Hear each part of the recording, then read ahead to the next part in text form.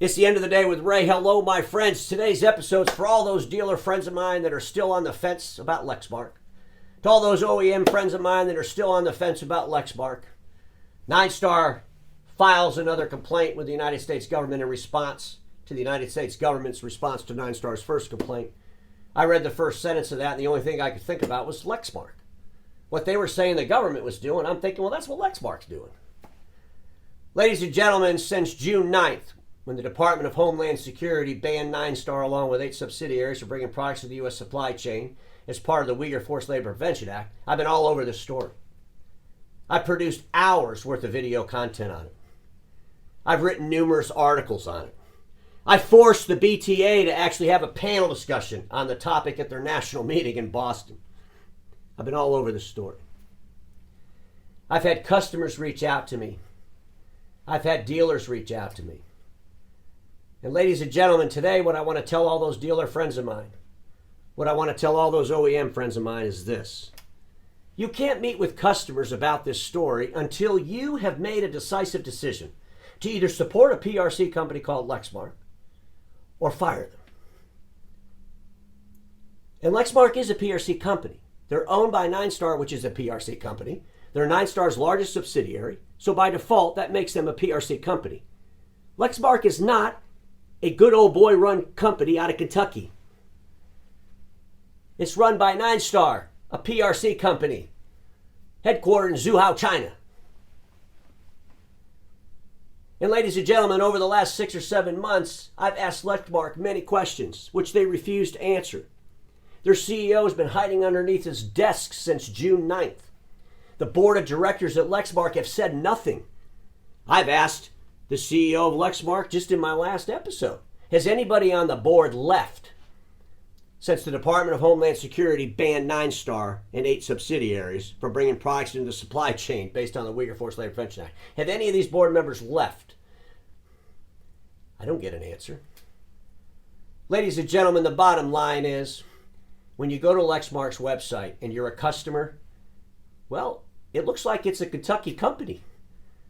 It looks like back in 2016, they had an investor called Ninestar invest in them. It looks like they manufacture in Boulder, Colorado. It looks like they manufacture in Juarez, Mexico. Ladies and gentlemen, the distractions and desperate reaches all over Lexmark's website lead me to conclude that Lexmark is attempting to lie to the free world. And it's going to take dealers and it's going to take OEMs that do business with Lexmark to make a decisive decision. And if your decision is to support the PRC company called Lexmark or any of the other subsidiaries that Ninestar owns, whether they're banned or not, then you should proudly argue why.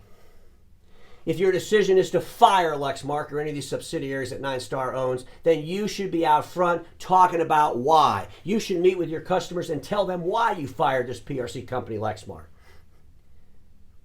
And those customers, ladies and gentlemen, I'll tell you right now, in the free world here, and especially here in America, we're not going to give a PRC company benefit of the doubt.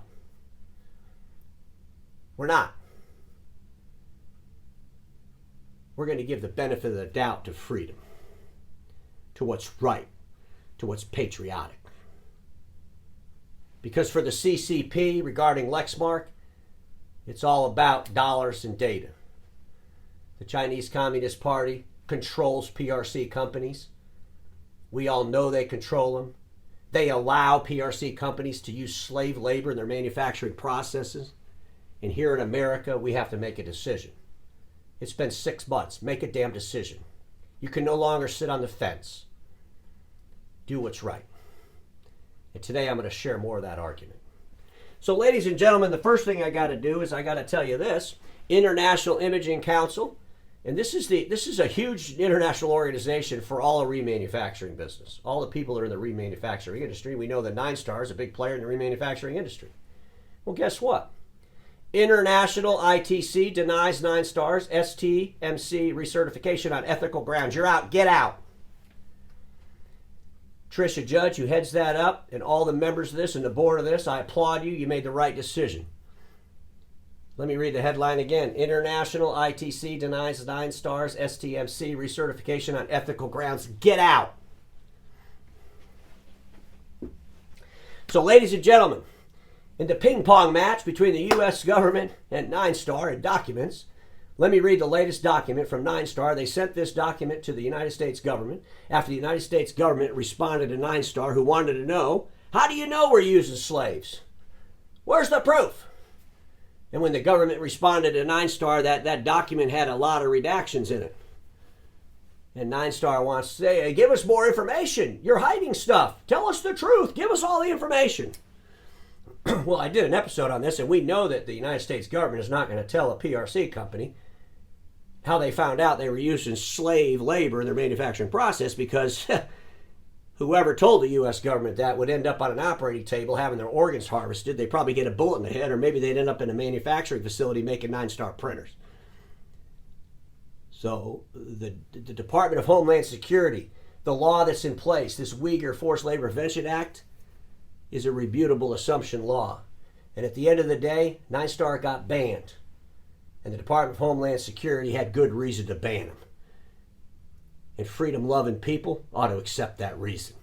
But listen to this latest document going to the United States government. I'm just going to read the first sentence. It's hysterical. The government has little response to the straightforward analysis. Instead, it offers distractions and desperate reaches. Little response to the straightforward analysis. I'm thinking of myself and my arguments to Lexmark over the last 6 months. Little response to the straightforward analysis. Who are your global suppliers? I've asked him so many questions. No response at all, right? Instead, what does Lexmark do? They offer distractions and desperate reaches. Ladies and gentlemen, it's just so ironic. So ironic. Where's Lexmark's honesty? The largest subsidiary of Ninestar. Where's your honesty, Lexmark? Your dishonesty, as far as I'm concerned, started on June 22nd when you issued a statement. And the statement was a response to your owners, Ninestar, being banned by the Department of Homeland Security over the Uyghur Forced Labor Prevention Act. In your statement, you never mentioned the word Uyghur Forced Labor Prevention Act. Big distraction, right? What do? You issue a statement saying Lexmark issued statement on supply chain. They buried in the news section. Should have been on their front page. Our owners, Ninestar, got banned by the Department of Homeland Security over the Uyghur Forced Labor Prevention Act. We are so outraged by this. We're horrified. We're trying to figure out a way to escape from this PRC company. None of that. The response, in my opinion, is defending Ninestar. So, ladies and gentlemen, we blow it up. We're going to go through this because it's a distraction from reality. It's desperate reaches all over this. I believe it's all a bunch of lies. On June 9th, 2023, the U.S. Department of Homeland Security, DHS, announced actions to restrict goods produced by Ninestar Corp., one of Lexmark's many suppliers, from entering the United States. Lexmark is not part of the order. Nowhere on there why they were restricted. No talk about slave labor. A distraction from reality, that's for damn sure. Lexmark has many suppliers. Ninestar Corp., one of Lexmark's many suppliers. There's a simple analysis you could have given the whole entire free world, Lexmark. All the names of the suppliers you use. Who are you using on June when you publish this? Who are you using today?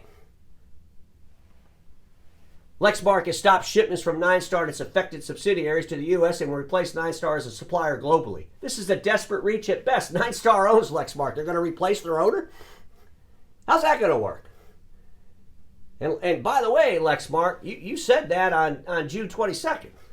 We're getting ready to hit November. Who did you replace Ninestar with? Or was that just a desperate reach? Was that just a lie? Was that something to just pacify the marketplace and hope they'd forget all about it? As a global manufacturer that utilizes a multi-source strategy in regional manufacturing facilities, only a small portion of Lexmark manufacturing comes from Ninestar and its affected subsidiaries. We do not anticipate significant business disruption from this order. This is an absolute distraction from reality. A global manufacturer that utilizes multi-source strategy. Who are the multi-source strategy? Who else is doing manufacturing for you? Who's in your supply chain manufacturing any component of any printer you make besides Ninestar? And you, who's owned by Ninestar? a distraction from reality, a desperate reach. Lexmark is committed to ensuring that all our suppliers adhere to the highest standards of compliance, security, and social responsibility. We support international labor standards and follow all applicable laws in the markets in which we operate. A desperate reach, a distraction from reality. Yeah, I'm sure down there in Kentucky, we don't use slave labor, okay? I mean, we don't call up our owners, the PRC Ninestar, and say, hey, we need a receptionist. Can you ship down some person we don't have to pay, fly them in from China? We get it.